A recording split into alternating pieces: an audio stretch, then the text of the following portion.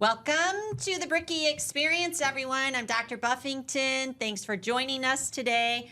The Brickie Experience is where we remind people of these beautiful stories in other people's lives, and it demonstrates to us how to be excellent on purpose.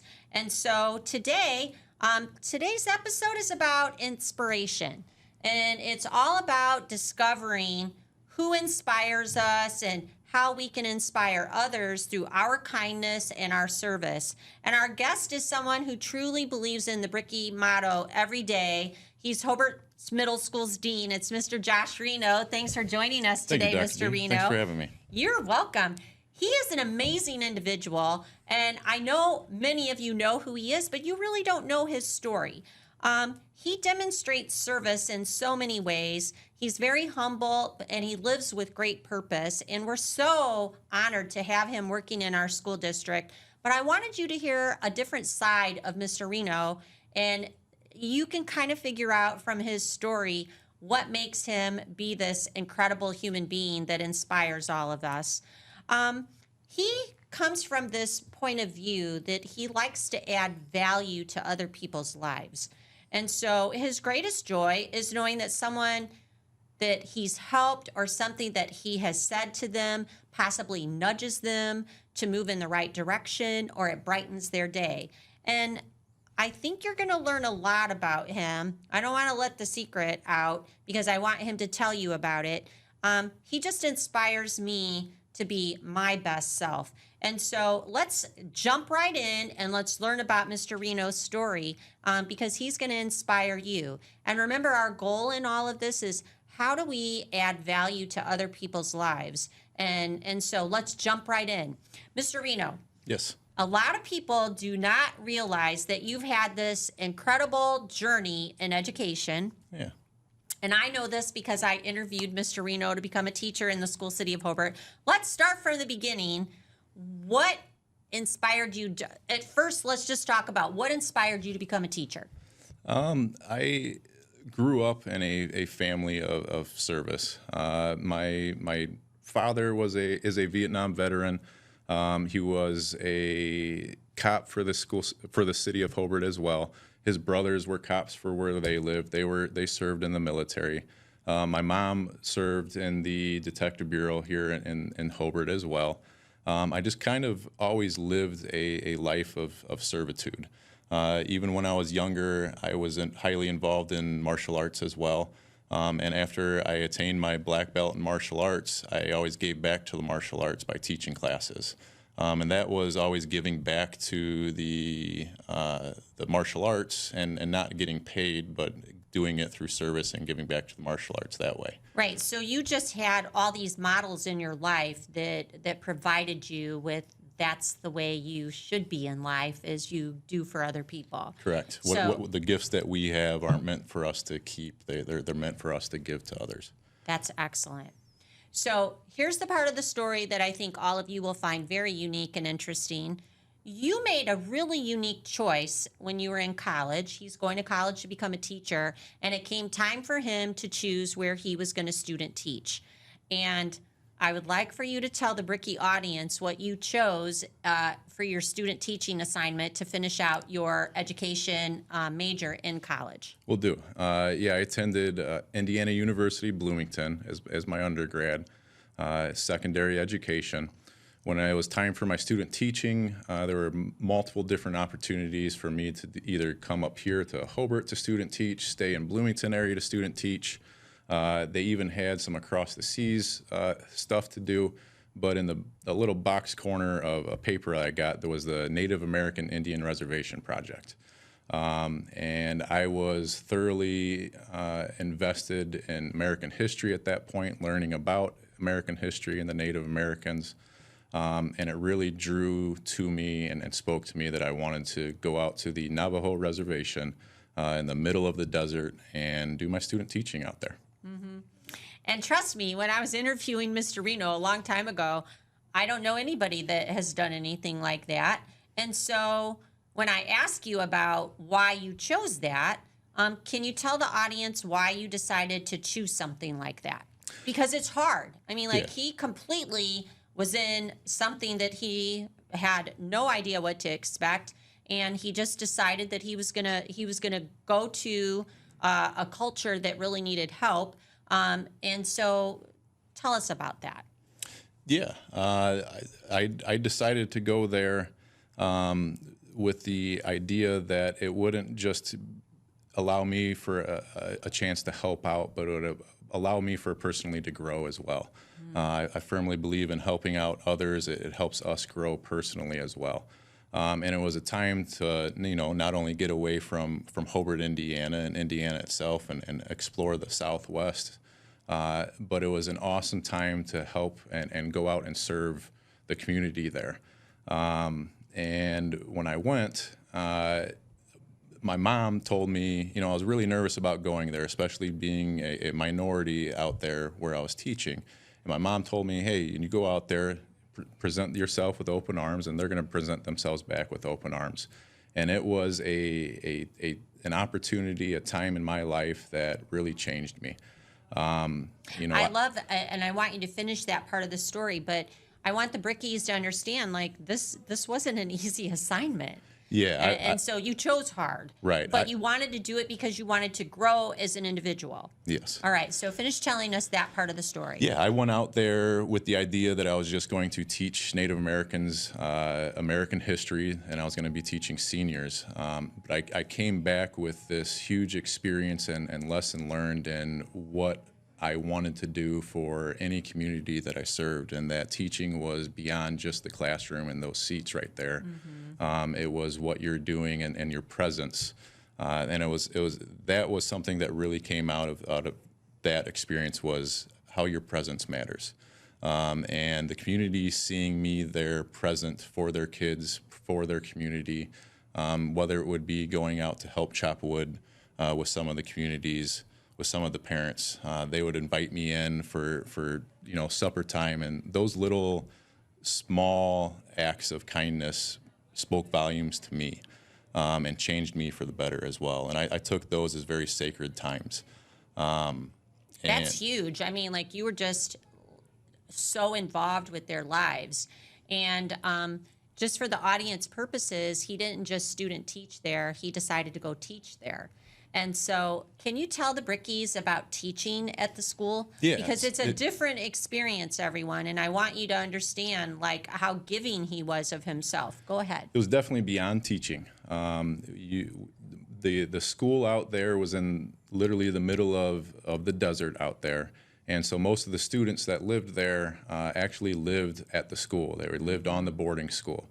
Their houses they either didn't have roads to get there, or it was too far away for them to traverse every day. So most of the population lived right there on school, and I was living right there in the boarding school with them. When we would wake up in the morning before school, I would go down to the cafeteria. I would help prepare breakfast. I would help serve breakfast to the students, and then help clean up the breakfast room as well. And then you would proceed on with your day, and you would go teach. I taught seniors American history throughout the day, which was interesting in itself. And then at lunchtime, you would go, you didn't just have your lunch to quiet down. I would have to go down to the lunchroom again, help the lunch people there get all the lunch stuff ready, serve all the students lunch, and clean up again, and then go and proceed with my day again. And then after school, we were asked to then provide an outlet for the students. So I took my love for martial arts and my knowledge for martial arts. I took that gift that I had, and I wanted to give it to someone else. And I opened up a after-school martial arts class twice a week for these students as an outlet. So it was a huge, huge time commitment. About the only time I bet you were tired when you were done with your day. About the only time I had to myself was on the weekend, and that's when we would go out and we would kind of gallivant the area. Wow, what an experience. So what would you say that you took away from that experience? Because it's extraordinary. Yeah. I think one of the biggest things that I took away from that experience is the simplicity of life, to be honest, and the commonality that we all have in life as well, that no matter where we come from, origins, ethnicity, parts of the world, we all have pretty much the same basic needs. We want to be felt, we want to be heard, we want to be respected. And that whole idea of when you go into something with open arms, you're often met with open arms as well. That was such great advice that your mom gave you. Yeah. And so that's really how you approach life. And I think that's a good lesson for all of us. Correct. And taking all of those lessons into teaching and my role as dean now, I really learned that leadership isn't just necessarily about titles or anything like that. It's about presence. It's about being there for the people that you are supposed to serve. Right. And there it's a love of people. Right. Correct. And so, you have friends in life, but, kindness and serving others, it does something to your heart.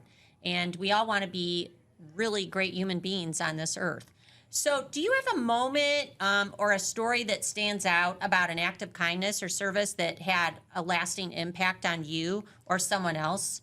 Sure. A story that I have early in my years serving as dean, I came across a student who was having some issues behaviorally, academically, just kind of all around, needed some help.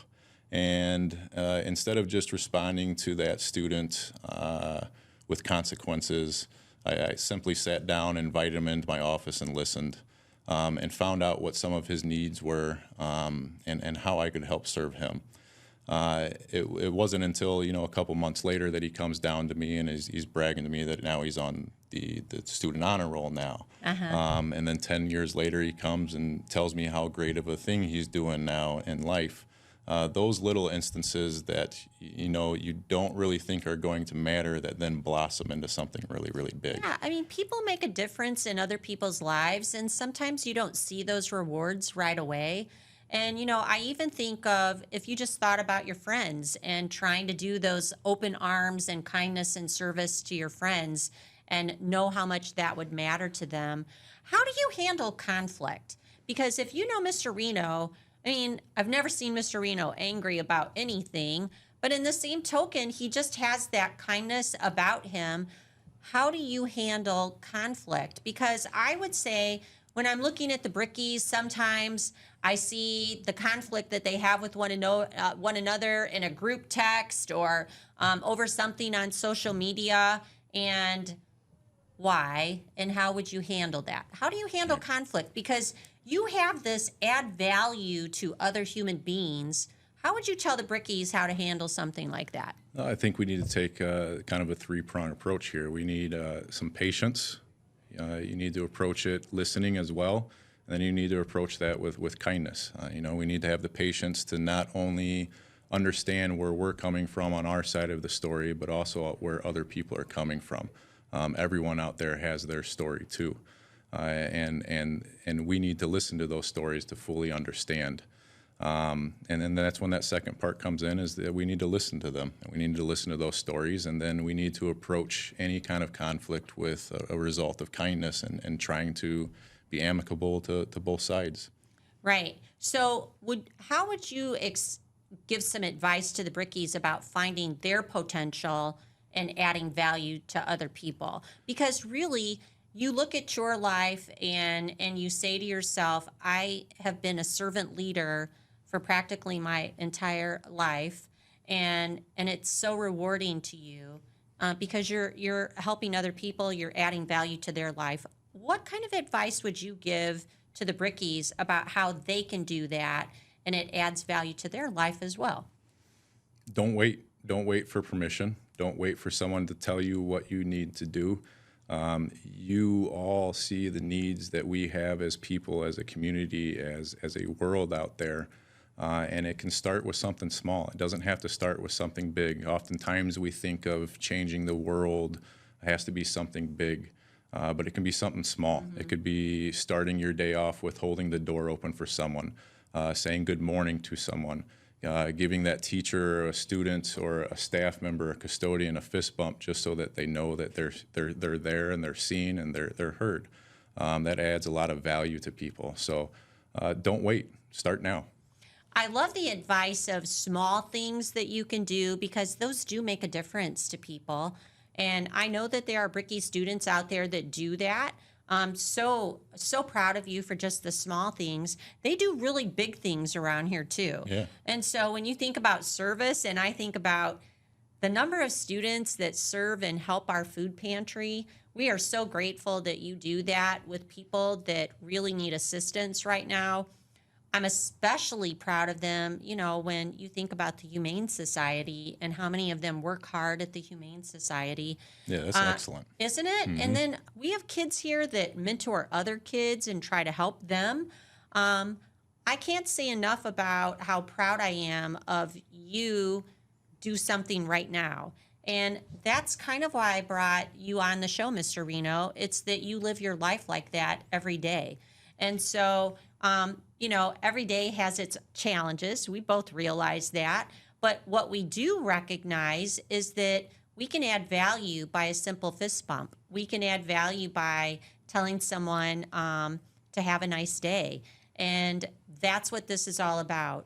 When you think about the community, Josh, talk a little bit about your family and some of the service that you do too, because you may be that person in your family that sparks a revolution with let's make a difference. We're going to be servant leaders in our community. Yeah. First, just kind of something small is while I can't change the entire world, we try to change our little corner of it, with my family and how we act and how we interact with people.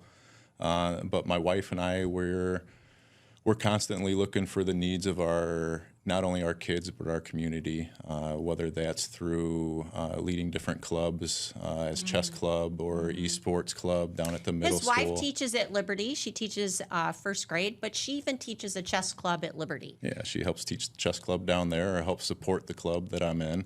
When all my kids have gone through their community youth programs, we've always been one right there ready to coach for the community. So I've seen a lot of these kids just through community programs and sports too. And again, it's not necessarily about the authority that you're getting out there. It's just about the presence that you're Right. there and you're seen. That's true. And so it's about giving back and trying to make a difference for other people. And it starts with just little small things and just giving of yourself. And so what has all this taught you about yourself? That honestly, it's pretty simple. I feel that I am at my best when I am helping others. I feel that I'm acting my best, that I'm presenting my best self when I am serving others and I'm looking for the needs of others. And that truly helps me as a person. Mm-hmm. And isn't that our goal in life, to be the best person that we can possibly be? And you exemplify that. That's why I wanted to have you on the show today. I appreciate that. Because we all can learn from you. You inspire me every day to be my best self. And so I want you to finish this sentence for our Brickie audience. Being a Brickie means... intentionally being excellent on purpose. There you go. Well, you heard it from Mr. Reno. And so what would I say to all of you? It's a reminder that inspiration doesn't come from titles. It doesn't come from recognition, but it comes from the impact that we have on other people when we choose to serve them and be kind. And so I ask you as a Brickie to always keep that in mind. And Mr. Reno shows up and he lifts others each and every day. What are you doing today to lift other people? What are you doing to add value to other people's lives? And it can be something small. It could be something that your group puts together that has a bigger impact on the community. And that's what we're talking about today. We're challenging you to look at your heart, look for ways that you can add value and lift other people in this life. A simple act of kindness might make them spark something in their own lives, and they take on the same challenge and pay it forward. So until next time, I really want to thank you for joining us today. All my life, I want to be a Brickie. Work, work, work. Work, work, work, and go be excellent on purpose. And we'll see you the next time on the Brickie Experience.